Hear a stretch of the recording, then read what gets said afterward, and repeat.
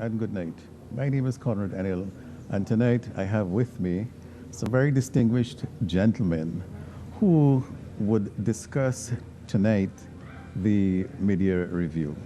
Today, as you know, the Minister of Finance spent a long time discussing the Trinidad and Tobago economy and prospects for the future. So on set with us tonight is Dr. Ronald Ramkissoon. We all know him very much so. Dr. Dax Driver, Energy, and Minister Robert Lee Hunte. Gentlemen, good night and thank you for being here. I guess the first question that I would raise, and I would start with the economy, and then we would move to energy, is what did you hear today, Dr. Ramkissoon? Well, I heard the minister seek to explain where the economy is at the present time in his own way, and in particular to show where expenditures have been, where revenues have been, and then to give us the picture for the year as a whole. In doing that, he revised, of course, revenues, expenditures, and the deficit. Interestingly, I note overall for the year 2019, the revenues are expected to fall, expenditures are expected to increase, and therefore the deficit is expected to expand. Now, in the context of several years of deficits going, in fact, before this administration, that kind of trend in fiscal management cannot be complementary to any individual or any government for that matter. And therefore, I think we must seek to return this economy to a balanced budget in a much earlier time. I would stop there for a moment. So overall, we have seen where his projections of 12 months ago looked at 6 months down the road really hasn't changed significantly. Right. There has been an increase, but the increase is tolerable within the context of what we're dealing with. Yes. Dr. Driver, there has been some discussion on the energy sector, and there has been a particular issue that has reared its head. Can you clarify for us, is there a concern? Should we be concerned about that? Should we not be concerned? Is it business as usual?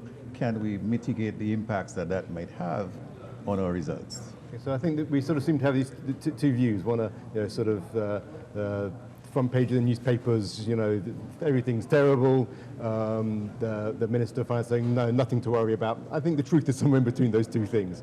This clearly is this is a disappointment. It is worrying. What's occurred.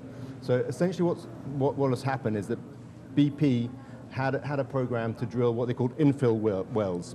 So they had a program of 4 wells, 2 on the Cannonball field and 2 on the Kashima field. So these are where you're drilling into existing reservoirs which have been producing in both cases for decades, but you're sort of going back in, drilling from sort of, picking up other points within the geological formations to try to suck out the last of the gas within those reservoirs. And so you have a model of how the reservoir operates, and you assume that model is correct, and you drill, and you assume that you're going to produce. So they drilled 2 wells into Cannonball. 1 was successful, 1 was not successful. They went to Kashima, drilled 1 well, and it was producing far less than they expected it to produce. So then they say, whoa, hang on a second here. Something is wrong with our geological model. So what our assumptions we're working on don't seem to work. So they then said, let's pause, let's look back at all the science of the rocks, what the seismic data is telling us, what our well information is telling us, and let's pause that infill drilling program. The impact of that doesn't show up in 2019. So when the Minister of Finance is saying that production numbers for 2019, I think he said around 3.8 BCF. I think that's all the indications are that is correct. The problem begins to show up in 2020 and 2021 when we were expecting to get up to back above 4 billion cubic feet of gas per year by 2021, which is sort of what the country needs to have everything full. The big expansion which would take place when you were minister, we got up to this big, this big capacity and a big demand for gas. So how it looks now is that we'll probably be about 200 million standard cubic feet of gas, or 0.2 billion cubic feet of gas, below what the models were telling us it was going to be for 2020 and 2021. But is it manageable? Well, it's manageable, but it means that there will be, it is a headache which no one wants to have, but it's a headache which we now have, and this is purely this is a subsurface issue. It's an issue, and you're dealing with with very complicated geological models, and it seems that something has gone a little bit wrong, and so before they spend more hundreds of millions of US dollars on drilling more wells, they want to understand what's happening. All the other programs which BP has, the exploration programs that it has, it's drilling 2 exploration wells this year. There's a lot of other companies who've got exploration programs as well. BHP in the deep water is the big one. EOG has got some exploration work as well. So there is Shell has some exploration activity as well. So that is continuing, which is great news for the country.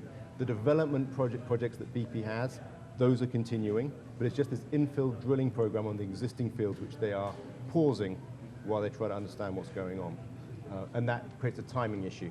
So what happened with the Atlantic NAS is then how this transfers through to Atlantic Train 1.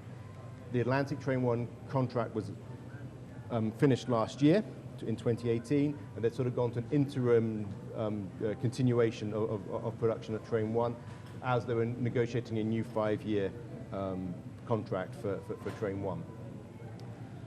Because now that BP was supplying all of the gas for Train 1, this is what the plans were. Now BP is worried that they're not going to have the gas for that Train 1 contract. So that is the one which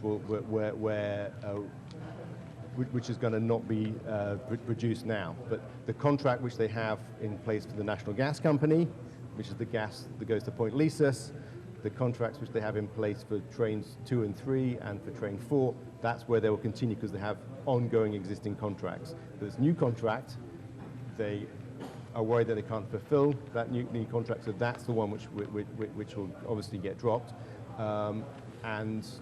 Everyone is working really hard at trying to find a way to get the gas to Train 1 from other sources. Hopefully they'll be able to sort of find ways of doing that, and that we can continue with Train 1. But if not, the challenge then is you end up having to mothball Train 1 while you are getting the gas from the other projects.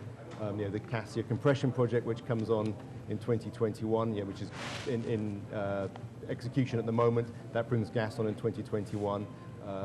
You have the Matapal project from the exploration funds from 2 years ago, comes on in 2022. So that brings new gas back in. And so hopefully then, if everything else goes well and the other producers do well as well, you might then be able to get things back up. So I guess my question is, should we be panicking about it? We shouldn't be panicking, but we should be working very hard to try to fix what the issues are. Panic is never a good idea. Thank you, Dad. Minister, your perspective. Well, I must say, there are 2 words that the Minister of Finance said that resonated well with me, and it's something that I have always seen as a government.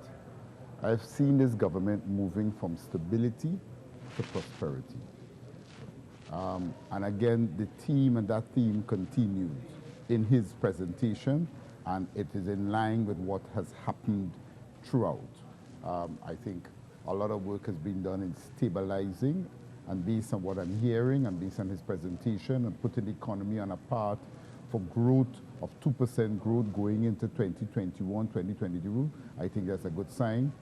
I think one of the good things when I heard from the revenue projections that he was talking about, yes, there were certain areas that revenue was actually greater than expected, and one of the areas was tax on income and profits. That gives me an idea that, again, the economy and the areas, the certain sectors of the economy are actually producing better results. As a result, bringing in better taxation. So that to me was encouraging. So I was encouraged by that. I was encouraged.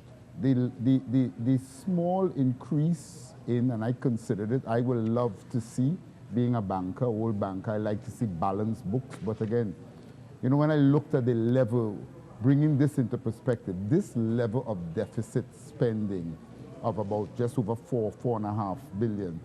I've gone back through the last 4 years, 3 years here, and the last 5 years, over the last 8 years. This is really still one of the smallest deficits that we are actually operating in. I mean, we went as high as deficits of 8 billion in some cases. So yes, I see we have moved a small amount, a small increase from about 4 to 4.5. But I think based on the projections that I'm seeing, especially with the upkeep, he mentioned about the performance of the banks.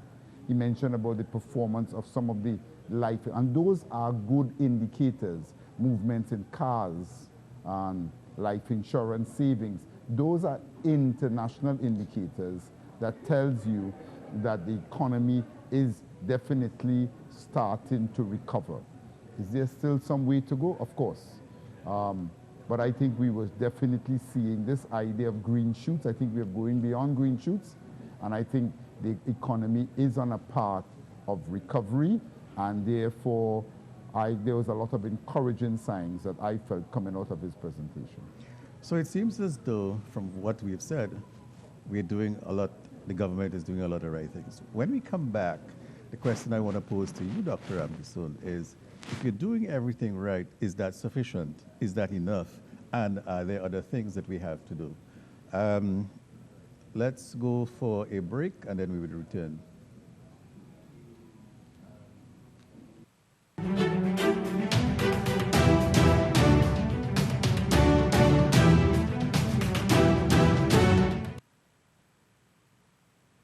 TTT News, delivering more news at more times to more people. TTT News, reporting on the people, events, and issues that affect your life. TTT News, online and fully interactive. TTT News, connect.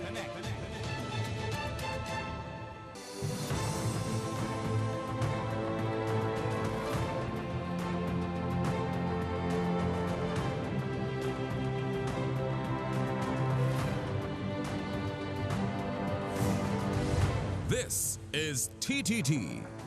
History starts here. The TTPS are on an intense surveillance patrol across Trinidad and Tobago, and a number of people are being caught by surprise. Do you know why I have to give you a ticket? Speed. But do you have any idea how fast you were going? Sorry? I didn't check. You didn't check? Okay, so the reason why the officers pulled you over is that they observed that you were driving within the speed limit, sir. And your documents are in order, which is your driver's permit and your insurance. So today, I would now have no other choice but to issue you with 2 tickets to go to Movie Town, sir. For you and your family to go to Movie Town, sir, courtesy of the Trinidad and Tobago Police Service. That is our gift to you, sir. You have a wonderful day, sir. Same to you.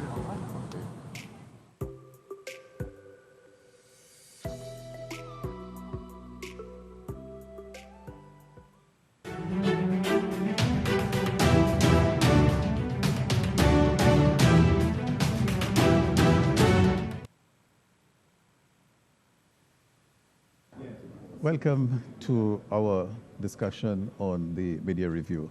Before we went to a break, we were discussing the positives of the economy. And the question that I would pose to Dr. Ramkissoon is it enough? We're doing everything, and it is providing us with the results that we are looking for. Is that enough?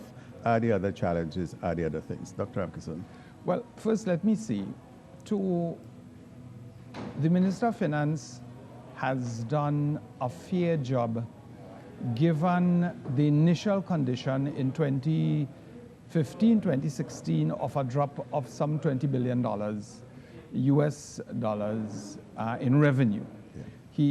He has done a pretty reasonable job in maintaining some amount of stability. Most people still have their jobs. The foreign reserves are like 8 months of import cover. And there are a number of indicators which he rightly points out do in fact point in the right direction, the inflation rate, and so on.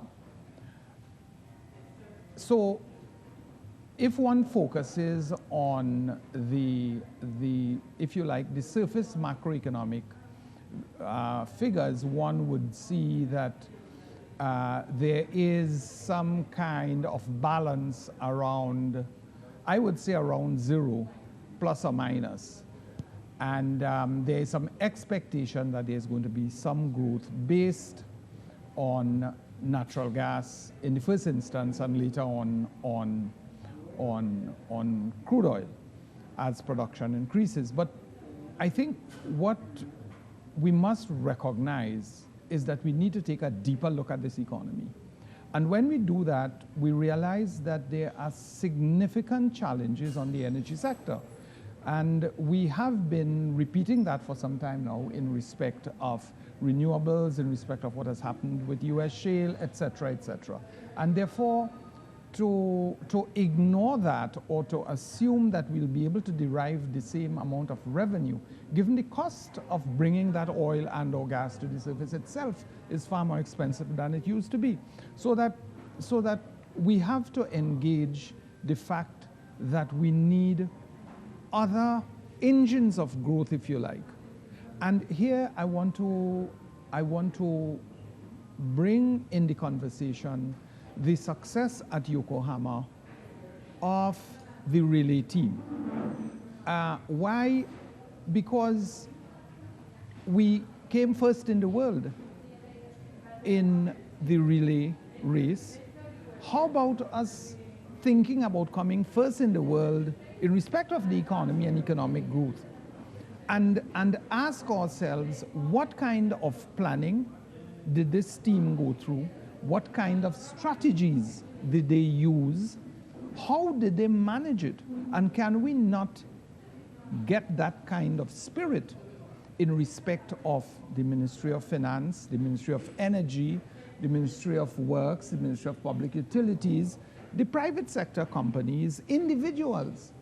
It would be very useful if we understand the sacrifice, the planning, strategic and otherwise, that went into becoming first world. And if we simply rely on a deficit, on one engine, and increasing debt, by the way, and I see the minister projects 70%, I mean, we are crossing the 65 threshold, which I think he himself made mention of a little earlier on. This is not a good direction for deficits on the whole, for the debt on the whole. And I don't know that we are seeing that this country is firing on other engines or are seriously engaging productivity in government, productivity in the economy, and the other factors that can go to making a difference in the medium to long run. Dr. Ramkissoon, I think that one of the questions that we need to answer, or we need to certainly raise, is do we recognize that even as we look at deficit and we look at expenditure, in many instances we're really talking about individuals, people. Yes. And therefore, the responsibility to ensure that people continue to live at least to some level that they can feed their families. Where does that fit in the economic equation? Well, I think education is critical. And since we're talking about the national budget, we're talking about sacrifice, we're talking about explaining to the population the facts of survival and of growth, as opposed to, well, the subsidies are low this year and we will seek to improve them somewhere down the road, and a conversation that is very much about subsidies. So we have in the realm of the politics where one party will offer, oh, we can do much better there. We can create massive amount of jobs. We will give more subsidies. And the conversation in the country is about consumption and about current expenditures. It is not about investment. It is not about strategy. It is not about what took the relay team to be #1 in Yokohama. Fair enough. Dax, some time ago we were talking about the energy sector, and there was a lot of effort put into oil, and there's a lot of things that are happening within the sector of itself. Upstream, we've done some work on that, and we've gotten that okay. Midstream, we're having some challenges with as well, and downstream, we know what is taking place there. Talk to us, if you will, about possibilities for success if we do certain things, and what might they be in spite of the challenges? Well, I think that there's the story with Trinidad's energy sectors. This is an incredibly successful sector, which we should be very proud of as a country, which we've done extremely well, and a lot of places around the world look to what Trinidad managed to do, which we managed to monetize our gas resources, and there's many places in the world who haven't managed to do that, and we did it as a small country, and we created the demand for natural gas, which we then have fed and grown, and I think we should be very proud of the fact that when you go to Point Lisas, employment is almost 100% Trinidadians running. Yes, it's international investment, but these are companies which are run by Trinidadians, and we've got that expertise and that knowledge. We are facing some challenges. We have been for a number of years now, and it's really about getting the structure across the gas value chain right, and that's been worked on. And there's still more work to do. It's not that the problems have all been solved. There's still a lot of challenges, and the petrochemical sector is facing some very specific challenges at the moment. But I do have confidence that if we put our minds to it and pull together, that we can solve those problems, because Trinidad has done that before. So my bigger question is, how can we use that success that we have, that knowledge, that expertise, and use that to help drive diversification for the country? I see it going in two directions. One is in the direction of renewable energy and energy efficiency. One of the things we've been bad at is being inefficient in how we use our energy. And I think there's a lot of work which we've been doing with the Ministry of Public Utilities and Tea and Tech around those issues to try to be more efficient. But also we can sort of transfer our knowledge and experience in the oil and gas and petrochemical industry into renewables as well. So that's something else we need to be doing.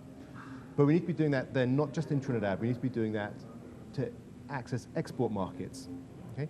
So we have this expertise and this skill. How can we use that to export services into other locations? I mean, the obvious thing right now is that you have this world-class oil find, or a series of finds, 14 in Guyana. Okay? Guyana has none of the expertise, none of the knowledge. I mean, they're trying to build it, but they're starting from a very low level. How can Trinidad help Guyana in that journey to build the expertise, but at the same time generate business for ourselves, exporting services from Trinidad? Build Trinidad as a hub to support the Guyana and the Suriname and obviously the Trinidad and Tobago. Barbados, there's some exploration possibly happening there. Grenada, there's exploration happening there. Venezuela might be a big opportunity at some stage in the future as they try to rebuild their oil industry. This is all surrounding Trinidad. We're this little island of expertise in the middle of all these resources. And we must be able to find a way of monetizing that to create a new type of energy sector, which is based around that expertise and that knowledge and servicing all of those resources. So that, to me, is the big opportunity, the sort of the big picture that we have, and I think we need to start thinking that way. Trinidad as an energy services hub for this part of the world. Minister, you've been in government for a while. You have come from the private sector. Most of us have. Do you think we have the resources, human, intellectual, to drive what is required as we look at the challenges and as we try to create for ourselves a different society, a better way of living, a better conversation. You know, what are your thoughts? Well, I mean, the short answer is yes. I think it's about a vision. I want to take a little jump into some of the things that I heard some of my other colleagues mention. You know, I heard my colleague, my friend, Dr. Ramkissoon, when he started, he actually used two words to describe the Minister of Finance. He started by I thought he did a fear, and then he moved fear up to reasonable. I mean, of course, I think when you look at what the Minister of Finance has done in managing an economy with that level of fallout, and not only any economy, a Trinidad and Tobago economy with the racial divides that we have in our country, and this is our economy. We have to own it all with the way how our economy is structured, the people, to be able to manage the fallout in our income levels, to be able to bring our expenditure down in light of where it had reached. People forgetting at one point in time, our revenue had actually reached to about under 40 billion, from as high as about 58 billion. So you are talking about serious adjustments, and we were able to do this. We are sitting here now talking about growth, right? Talking about diversification, good topics, right? Talking about these things at a time when where we just 2 or 3 years ago, if anyone had said that, we would have been talking about that. Now, I remember the naysayers around that time was talking about dollar reaching 10 to 1. We heard figures of foreign exchange reserves reaching -3 months. We heard about inflation levels going up. We are not there. So I think, yes, I think sometimes we have to take a little pause, pat ourselves on the back a little bit, all not for too long, right? But we have made the Minister of Finance and this government has done a fantastic job in bringing us where we are with what I will consider minimal disruption. We still operate in a country with an unemployment level below 5%, right? Anywhere in the world, I agree, anybody that is unemployed is something that you want to make sure you have full employment. But 5%, in light of where we were, I think it is still an excellent job by the Minister of Finance. So I want to put that on record. Yes, I think that there is a lot of places for us to go. I think diversification, we have talked about it, but it is all well and good to talk about diversification, but diversification is something that we should have been concentrating on when there was money to do it. There's a time now that we are diversifying, and as I said, it is not that easy to diversify when you're in the midst of stabilization. But I think there is a lot of places where we could go. I think there's a lot of potential in what that was Mr. Driver was talking about in the export of services. You know, I came, before joining this government, I came from Republic Bank and I was out there in Ghana. And that is an example of private sector exporting services, banking services. And I mean, I always felt going forward, we have our state enterprises and we need to create state enterprises, centers of excellence in these state enterprises. And these state enterprises, using the resources of the state, they need to go out there and be revenue generating state enterprises based on selling services for us. That's an area that we need to explore. That's an area we need to then take our state enterprises, reorient them, and then ensure that they're then able to go and be able and see them. They have to first see themselves in that sphere as revenue generating enterprises for us. But then, you know, there is the bigger question as building. We have to build our society. We have to reorient our society. When I was in Ghana, there was one of the sayings that they use, which I think it was very significant. You know, we have to move from being spectators to citizens. Spectators to citizens. And there is some work with regard to all of us of how do we build the society, Trinidad and Tobago?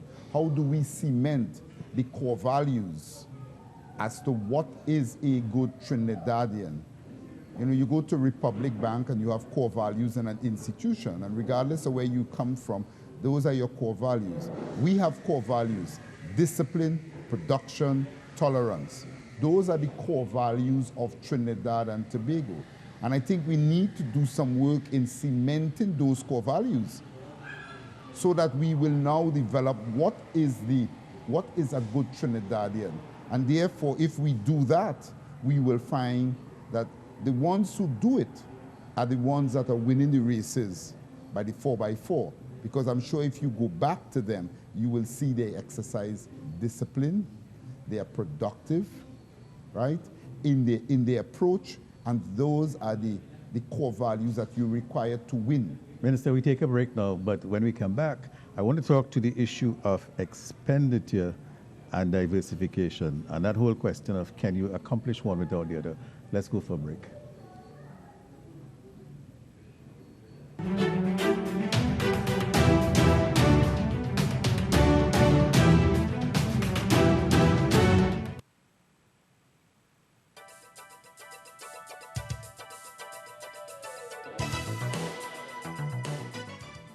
The winning numbers in the National Lottery online draws for Monday, 13th May 2019 at 10:30 a.m. Play away the number 23 house. Pick 2 numbers 7 and 3 in that order. Mega Ball called. Pick 4 numbers 9, 5, 1 and 7 in that order. At 1 p.m. play away the number 14 money. Mega Ball called. Pick 2 numbers 3 and 10 in that order. Pick 4 numbers 3, 7, 0 and 8 in that order. At 4 p.m., play away the number 22 Rat. Pick 2 numbers 7 and 14 in that order. Mega Ball called. Pick 4 numbers 9, 0, 3 and 7 in that order. At 7 p.m., play away the number 27 Little Snake. Pick 2 numbers 14 and 11 in that order. Pick 4 numbers 6, 5, 1 and 4 in that order. Cash pot numbers 11, 1, 15, 17 and 9 in any order. Multiplier 3.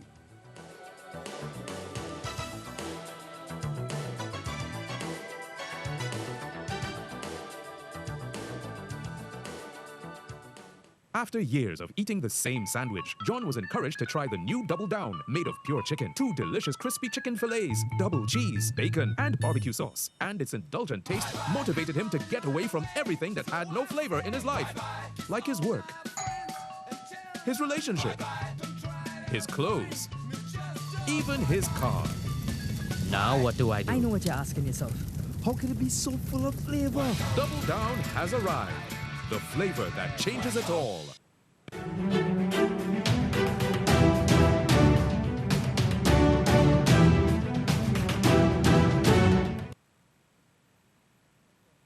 Once again to our discussion with Dr. Ramkissoon, Dr. Driver, and Dr. Hunte.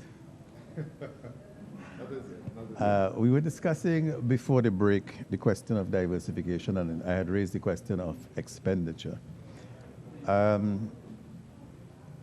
Whenever we talk about diversification, we seem to be talking about it at a time when our expenditure continues to grow.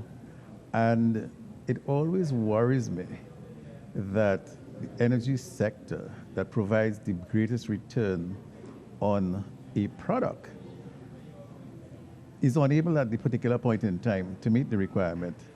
But we talk about diversification in the context of fixing that gap. It would seem to me, therefore, that as we talk diversification, there are some rules that we have to put in place. One rule being that we have to manage our expenditure and make sure that expenditure is controlled within a particular parameter. Mm-hmm. I heard the minister talk today about a policy position as it relates to a percentage of GDP that he would try to hold to. I think it is too high, but I think that over time it would make sense. If that is what is taking place, is it possible that we might then look at diversification and explain to the population that diversification really is a process, but that process requires some tools like a change in attitude, a different infrastructure, a different support mechanism, but more than that, more of our citizens who want to be owners rather than simply content players. What? Yeah, if I may take the first shot at that, Conrad. Expenditure, of course, is necessary for all the reasons we know.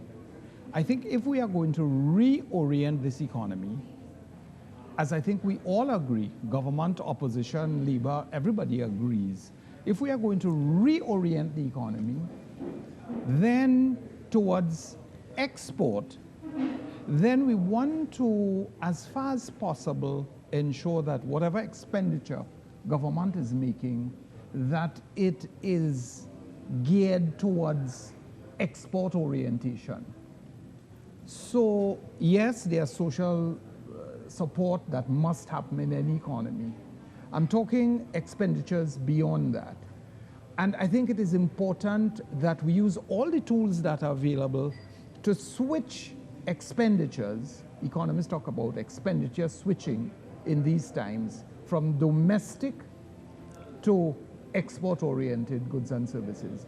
So one way, and not the only way, but one way to do that is to make exporting easier, more viable, make people want to work in the export sector by the way in which wages move. The export sector, you want to make it more profitable. It has to be more competitive. It has to be more productive.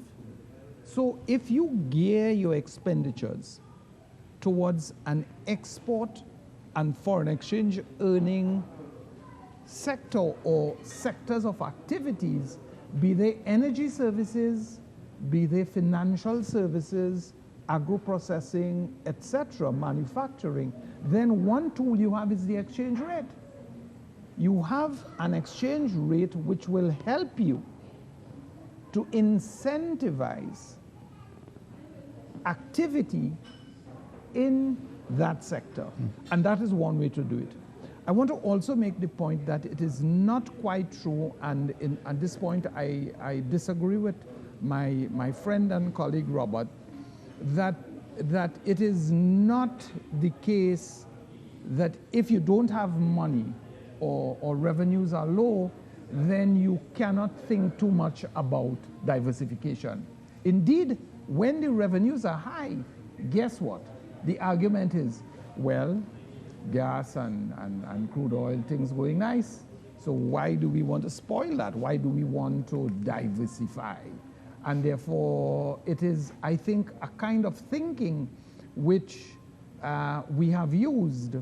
However, I think all times are right to focus for a small open economy on exporting and increasing the cost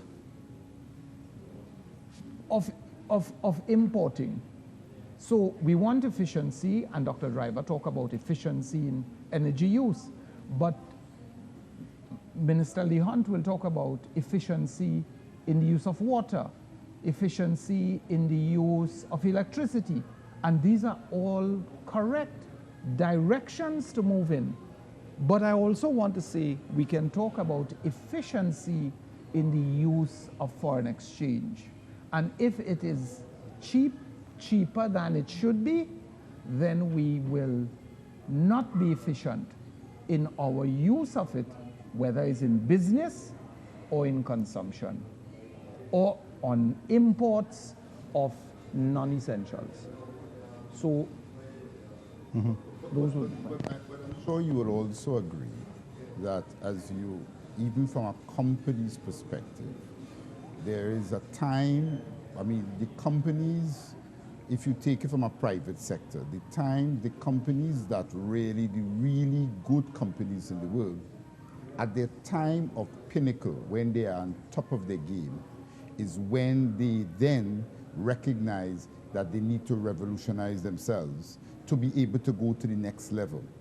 So inertia sets in when you're on top of your game, but you need to then step back while you're on top to be able to do it. Because I agree, it is always, you could always find the time to then do diversification.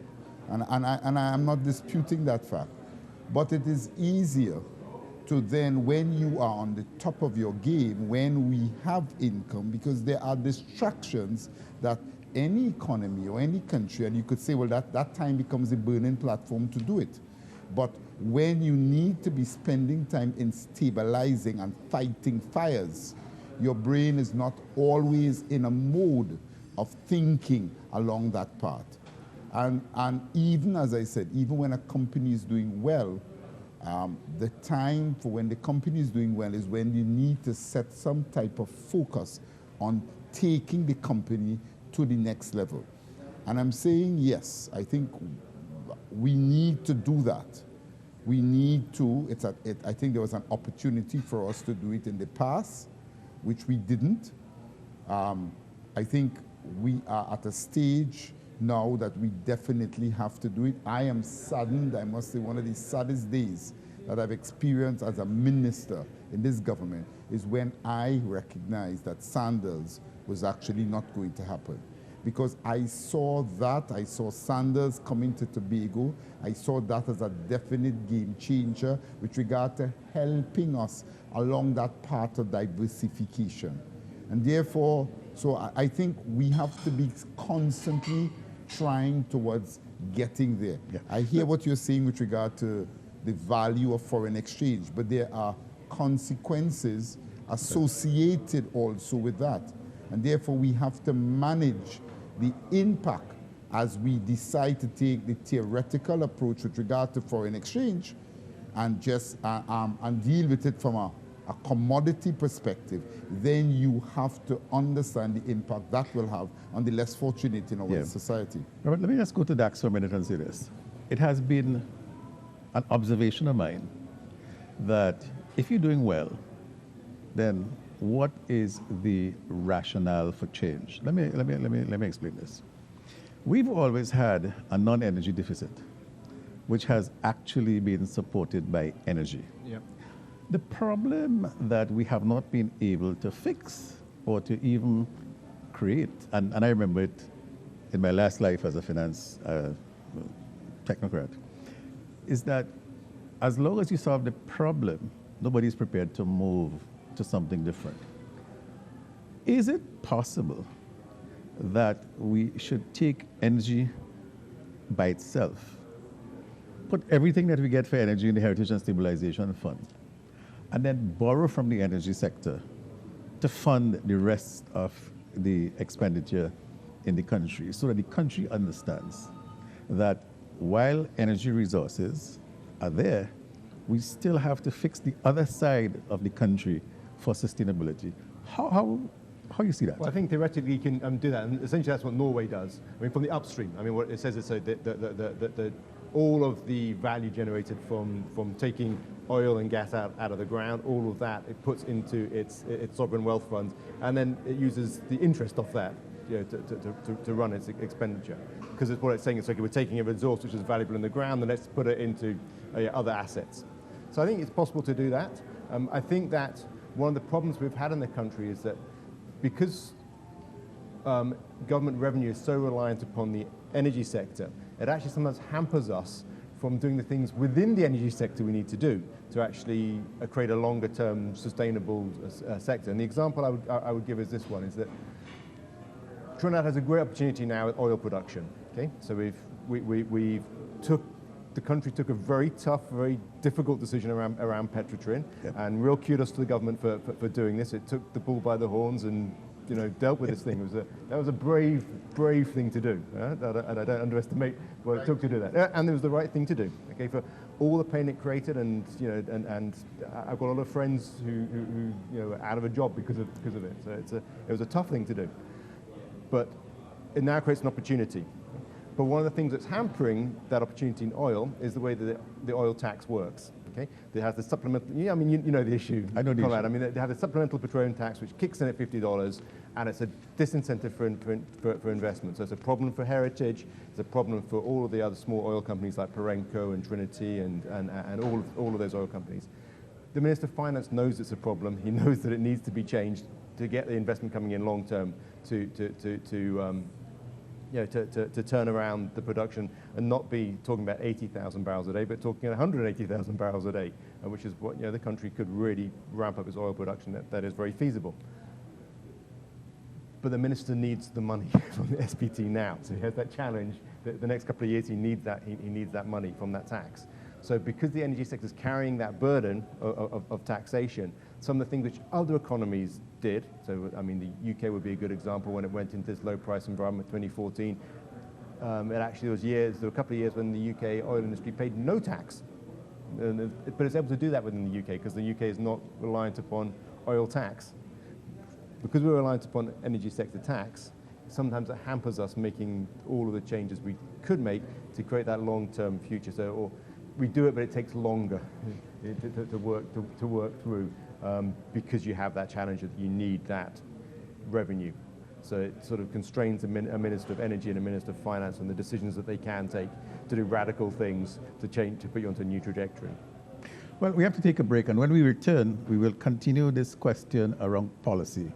How do we use policy? How does the government use policy to begin to change what might be some of the things that they can do easily and what might be some of the things that is a little bit more difficult to do, but that will actually cause us to start to change the way we do things and the way we think things. We go for a break.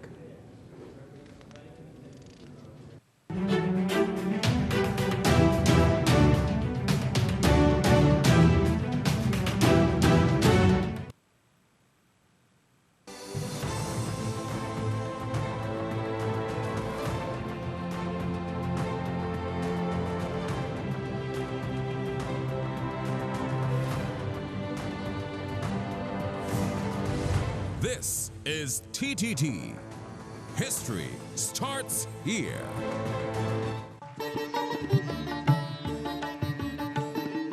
In Trinidad and Tobago, Sundar Popul Bahora is considered to be the father of chutney music, a title he earned as he was the first singer to bring the genre into the mainstream in 1970. He revolutionized East Indian music in TNT by fusing Trinidadian folk songs with traditional Hindu material to create a whole new sound. He began to hone his musical talents from a young age by singing bhajans at mandirs and weddings from the age of 15 in his hometown of Monkey Town, Barrackpore. As he developed into a full-time performer, he came to be known simply as Sundar Popul. The song that would catapult him to fame was Nani and Nana. Nana riding bicycle and Nani ringing bells. Nani lucky harder, they fall inside a well. Which described the affairs of Indian grandparents through a blend of lyrics in English and Hindi. Sundar Popul lived to 56 years of age and continued performing chutney music up until the year of his passing in 2000.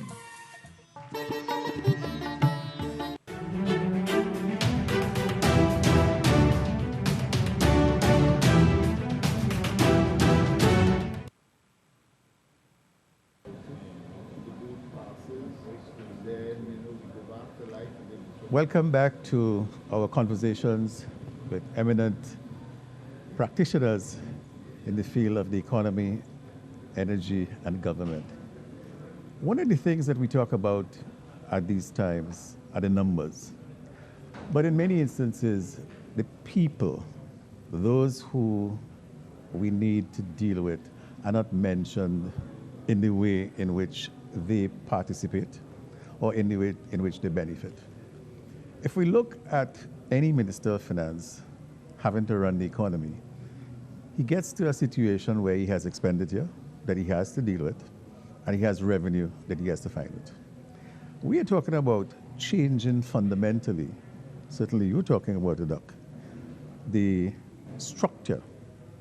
How would we do that in circumstances where in many instances your costs are fixed, your commitments are fixed, and your revenue, in many instances, is not sufficient to even deal with that? What might be the way in which you would go about that process? Well, that's a very difficult question, I would admit, and it's a very big challenge, but it is something that we have postponed for a very long time. There are difficult choices to be made in whatever policy decision you take. And I think what has been lacking for the last 50 years, I would say, is the politician or the government of the day taking the public into their confidence. Now, I know what some would say. If we do that, and if we get close to the election time, then chances are, if we take the population into our confidence and talk about the sacrifices that we must make, then that can cost us an election. And I think, from my point of view, I think governments never like to be unpopular. They don't like to lose elections, the way the party system has operated. And it is like telling the population anything that they want to hear. And it is interesting listening, because if Party A says, I will give you a 10% rise in whatever, the other party, the one in opposition, says, well, I will triple that, or I will do better than that. And somehow, this kind of a behavior has worked against this country, because it has caused us to avoid taking hard decisions. Now, taking hard decisions has to be communicated. We have to reorient the economy to becoming more competitive. Minister Lee Hunte is on the newspaper every day comparing the cost of electricity and water in the Caribbean and other parts of the world to Trinidad and Tobago, but I don't know that that has sinked in, and I don't know that there is any appreciation of that. And unless we can get sufficient numbers of people explaining that productivity is important, regardless of the consequences of that, and I know that is a bitter pill to swallow, then I think we will continue as we have been for the last 50 years, and that we will simply manage a 1% growth, a 0.5%, 5 years, the next 5 years, and we will continue along a mediocre road, and we will not become world class, and we will not be able to duplicate what our athletes have Hold on recently there. Dax, is that the experience in the energy sector? The experience of what? Of not? That we will not be able to hold our own, and that in many instances we are not at optimum efficiency. Well, there are things in the energy sector which are not at optimum efficiency. I mean, I think the electricity part of it and how we're generating electricity and using electricity is the key area where you're seeing that. But no, but Trinidad's energy sector is a world-class sector. And so we're able to do it there.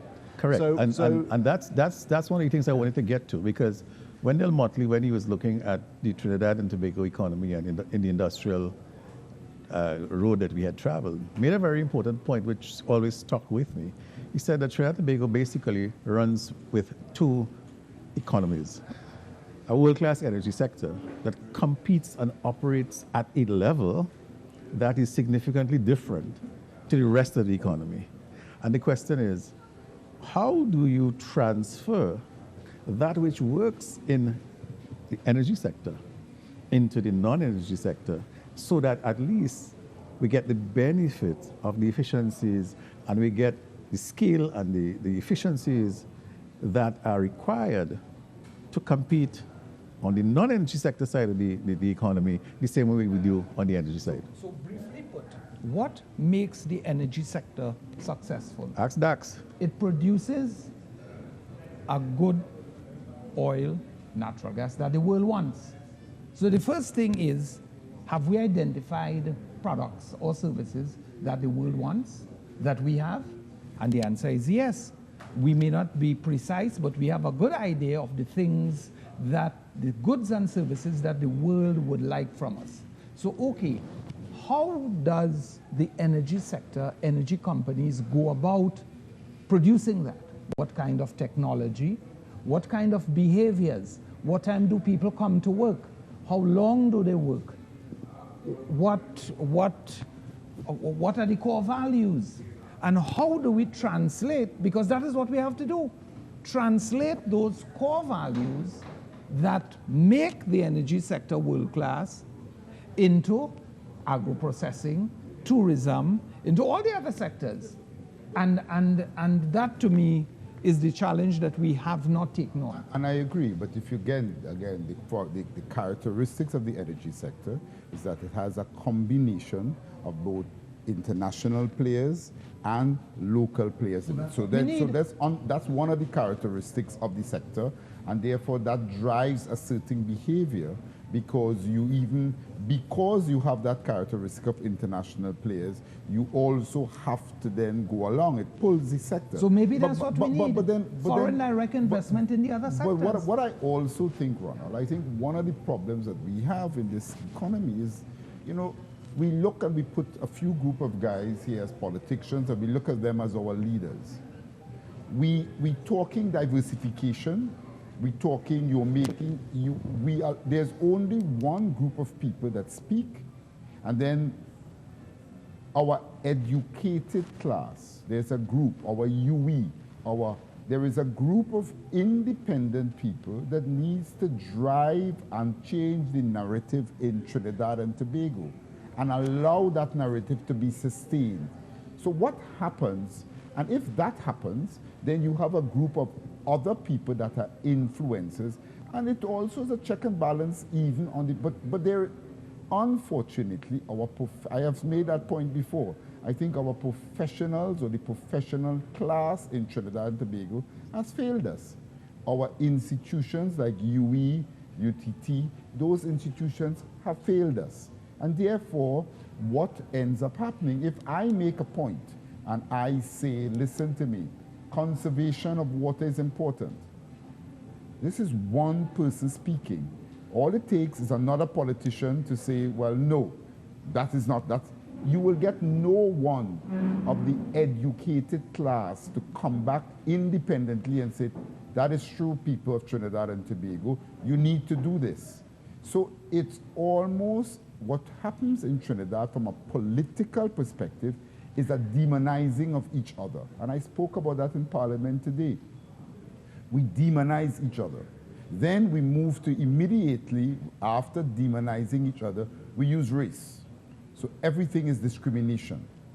So we're in a drought situation throughout the whole Caribbean, but it's discrimination why some people not getting water.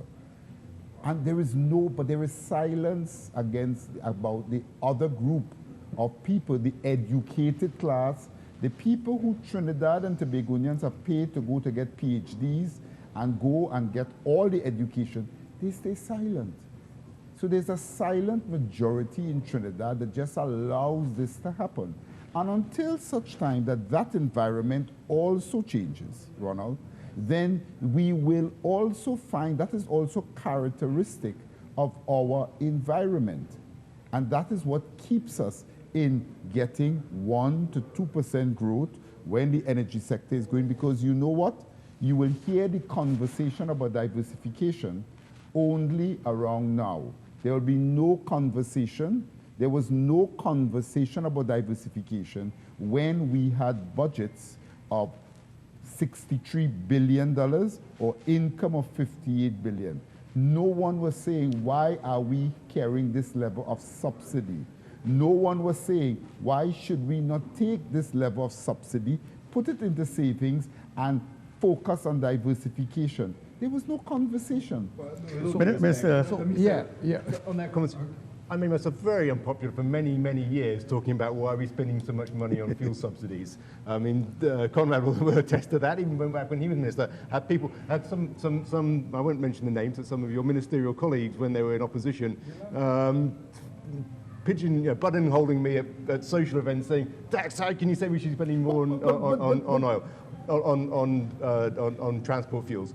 But we did it because it was the right thing to do. But this government did it. Yes, they did it. And they did with correct. Petrotrin, and they did Correct. with TSTT. No, correct. And it's good. And they have been dealing with all of the hard decisions. Gentlemen, we have to take a break. However, when we come back, we're going to deal with two issues. One, do we have the communication infrastructure in place for what you think should be happening as we start to look at repositioning our people for a different result? So we're going to take a break, and then we'll be right back.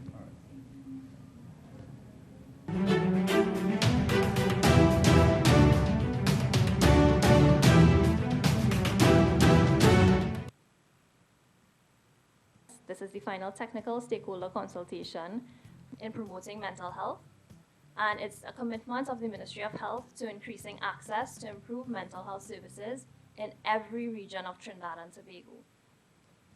To bring greetings on behalf of the Inter-American Development Bank, please join me in welcoming Mrs. Rocio Medina Bolivar. I think now is an opportunity for all of us as key stakeholders to bring the national mental health policy, the plan, to life. And as such, I really encourage you all to participate actively, collaborate, exchange ideas in order to build a strong and sustained capacity to advance the mental health services in Trinidad and Tobago through a shared and common responsibility. I now invite Dr. Erica Wheeler, PAHO WHO Country Representative for Trinidad and Tobago and the Dutch Kingdom Islands. I have a very deep connection with issues concerning mental health, and I really am so very pleased to see the work that is going on in Trinidad and Tobago on development of a mental health policy and its implementation, which is really critical. As we are in the 21st century, we have to leave behind the notions of mental illness and stigma and move forward and see that just like any other type of illness, people with mental health should be treated with dignity. The Honorable Terence Dial Singh, Minister of Health. The main message I wanted to get across to you today was the issue of stigma, the issue of discrimination, that mental health is not something you snap out of, is not something you get over with a good night's rest. We need to take how we treat mental health from the dark ages and into a period of enlightenment.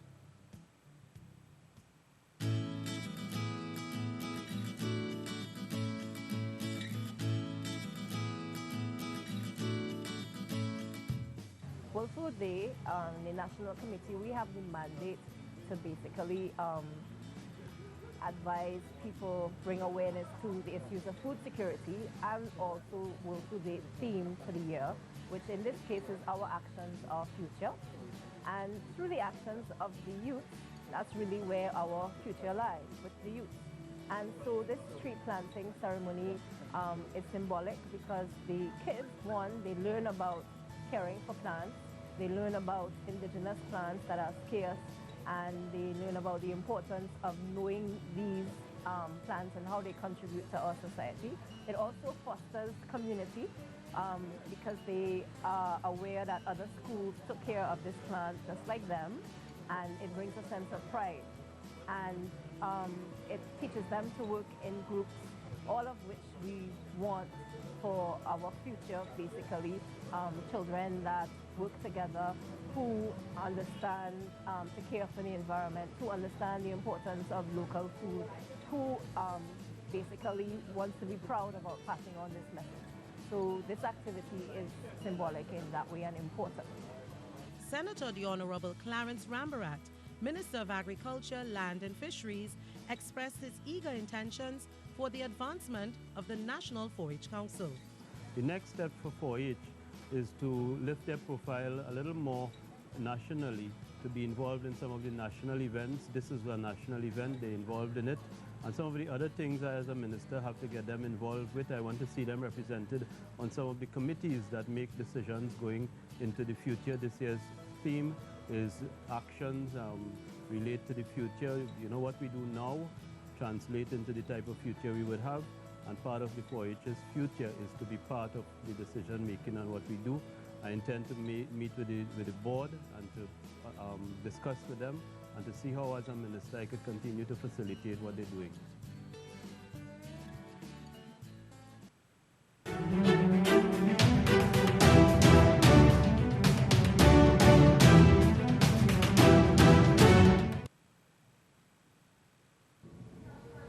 Welcome once again to our conversation with these eminent professionals who have different views but have consensus around what is required to take Trinidad and Tobago forward.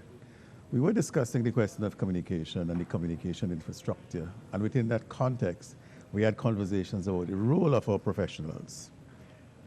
As we wind down on this important aspect of our conversation, I want to ask our guests to share with us some comments. I want to thank them for being here. I want to thank the listening population for being here. But at the same time, I want to get some thoughts as they relate to this process. Okay, a couple points. First, we came to talk about the mid-year review. And that is important, and I think the minister has struggled to do a fair job in terms of that. However, I think that there are fundamental challenges that this economy faces. At this point, in helping us to deal with those challenges, I think professionals of every discipline, I think they have a very important role to play. I agree with Robert on that. I do not agree that they have not played any role at all. Indeed, I'm very much aware of professionals that have gone very far in doing their research, in doing the work on particular challenges, and submitting solutions without being paid to relevant governments over the years, only to have those reports and those recommendations pushed aside. Indeed, there is a tendency by the political class to rely more on what are considered loyalists and much less on independent professional technocrats. And I think that that has to change. In other words, there are people who are competent and capable in many areas, and they do not necessarily belong to any particular party.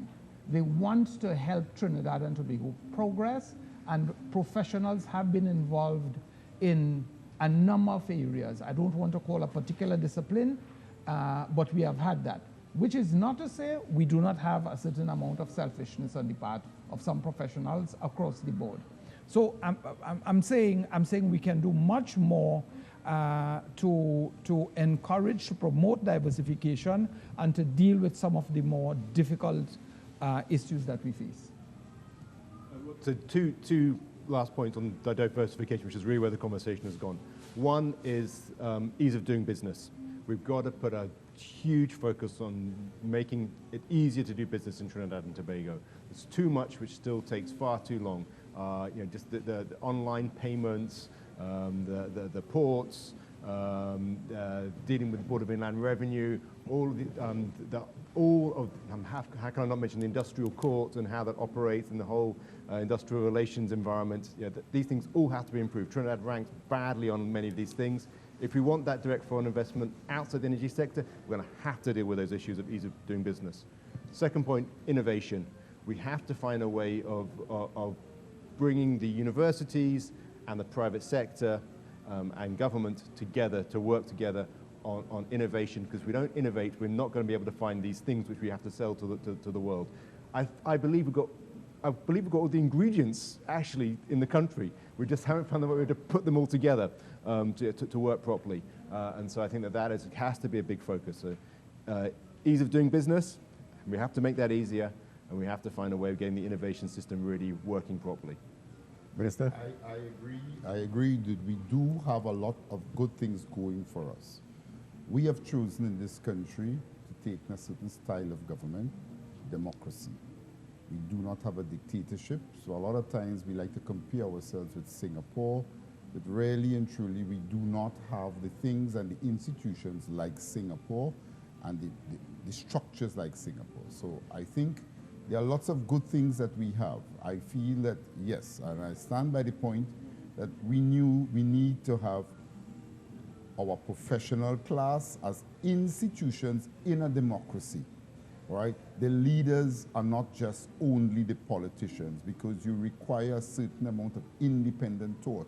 So if I have a professional and I have a professional group that did some work that requires conversations to come out, then whether someone accepts it or not, or one other group, then you bring your information out. Those are the types of openness and risks that being a true professional, that we need to step up to the plate and do. That's what true leadership is about. The leadership in a country is not the group of politicians that is there, it's all of us. So I think as we take this country to another level, we have to build. I think too many of our professionals have unfortunately tried to straddle the levels, and not true professionals. They straddle the level of being a politician or a professional. So so those independent type thinking and bringing out the facts and supporting positions is a particular institution that is falling down in the country, which is therefore allowing for us to not maximize our potential. That's just one area. This is not something, diversification is not something that is going to be fixed, and it's not going to be one switch to turn on. There are a number of different switches that needs to be turned on. There's no one answer with regard to getting the economy along that particular path. I have just highlighted one of them. There are a number of other areas that also needs to happen. But one thing I could say is that we need to have this conversation about diversification, modernizing our education system. All of these things need to be a constant conversation, even going forward, as we now take this economy to the next level. So 10 years from now, we are not going to be talking about it. We are going to be actually doing something about it. Thank you, Minister. Gentlemen, as we go into the fourth industrial revolution, which requires us to understand technology and how technology is going to impact our efficiencies. And Dax, you talked about it, online payments, e-commerce, and the whole technological fintech type interventions that is required. What we find in many instances is that our institutions, our regulators, don't understand what is taking place. And as a consequence of that, our move forward is basically stymied by their power, but their lack of knowledge. And I think that that's something that we need to fix in some way, or else we would find ourselves at a disadvantage. There are lots of things happening outside there with artificial intelligence. There's a world outside there that is creating new opportunities. And in that context, we need to be on that, or else we'll be left behind because other jurisdictions are doing it. Gentlemen, let me, on behalf of all of us, thank you for being here. We've certainly enjoyed the benefit of your experience. I'm sure that we would have other opportunities to discuss further moving Trinidad and Tobago forward. To our listening audience, we want to thank you for spending the time with us. We know that we will continue with these conversations, and we want to say to you a very good night from the Hilton, where we would have discussed over the last couple of minutes the state of Trinidad and Tobago, challenges that we have, and certainly very, very, very good possibilities for getting it right in the future. My name is Conrad. I want to thank you so very much for listening to us tonight. Thank you so very much.